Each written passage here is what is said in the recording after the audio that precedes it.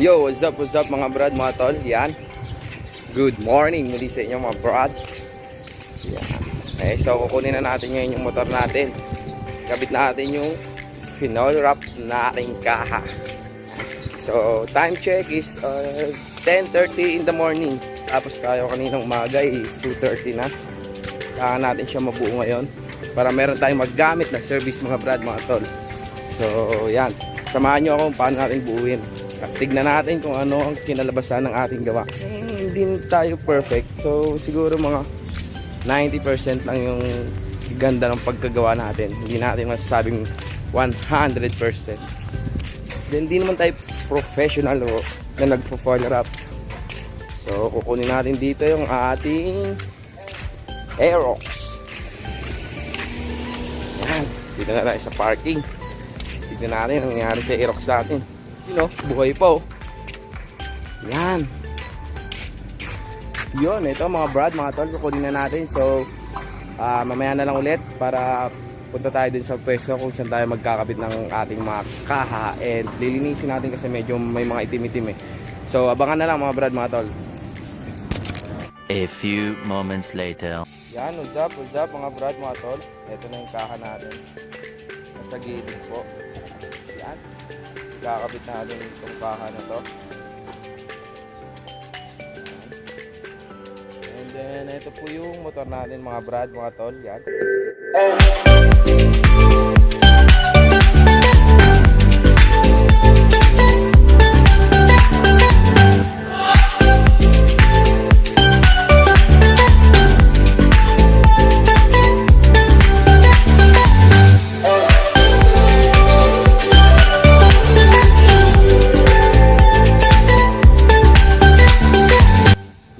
What's up mga brad, mga tol. Yan. Good morning muli. Yan. So yan na nga. Kakabit na tayo. So konting vlog lang sa pagkabit ng ating kaha. And ba may papakita natin kung anong kinalabasan nito mga brad, mga tol. So kung bago ka lang sa YouTube channel ko, don't forget like, share, and subscribe mga brad, mga tol. Kung gusto mo naman yung videos, magagawa pa tayo ng mga videos natin about sa mga motor kasi motovlog nga eh, and yun naman yung hilig natin eh sa pagmumotor. So tara, samahan nyo ako.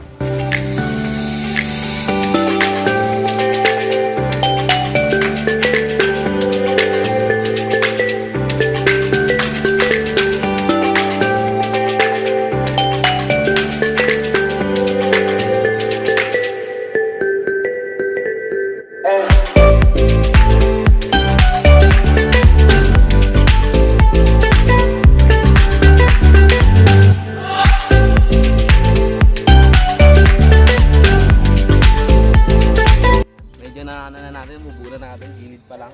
So, harap naman tayo mga brad, mga tol.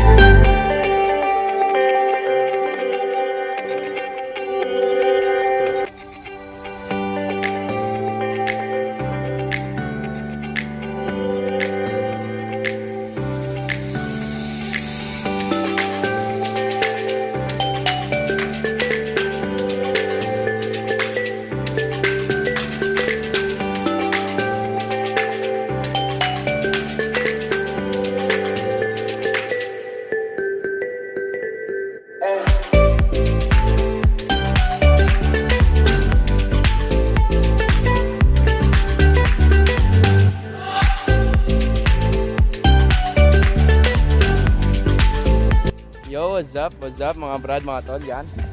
Almost done na tayo. Mga brad. Almost done na po.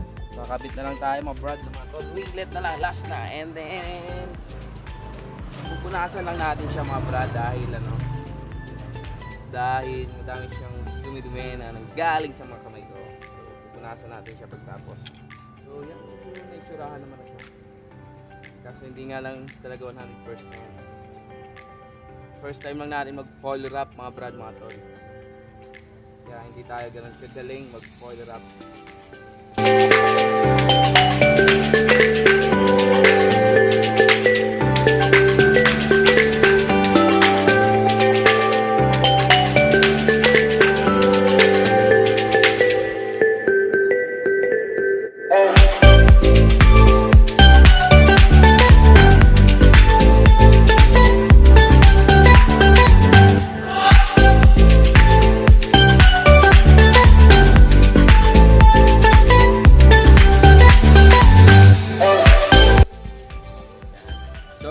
What's up mga brad, mga tol, yan. Tapos na po nga tayo sa ating foil wrap. First time natin foil wrap ng motor. So hindi 100% na ganun kalupit at ganun kaganda. So almost mga 90% lang. Pero okay naman na siya kahit pa paano. At least wala na yung gas-gas niya and iba naman na tayo ng concept.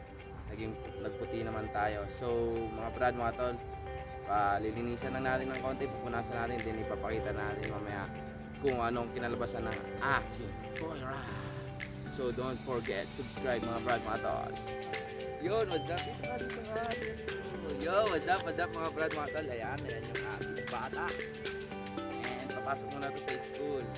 Gagamitin niya ang bago niya kulay ng kanyang aerox. So yan, what's up? Tatay, hubungan kita ng tiger. Maganda ba? Maganda ba? Apo. Maganda ba yung aerox natin? Apo. Wala nang gas-gas? Okay, may papakita natin ang ating finished product. A few moments later. Yo, what's up mga brad, mga tol. Yon, magandang umaga mga brad, mga tol. So papakita na natin ngayon yung finished product ng ating foil wrap sa ating aerox. So ayan mga brad, so ito, pakita natin. Camera, ipakita mo.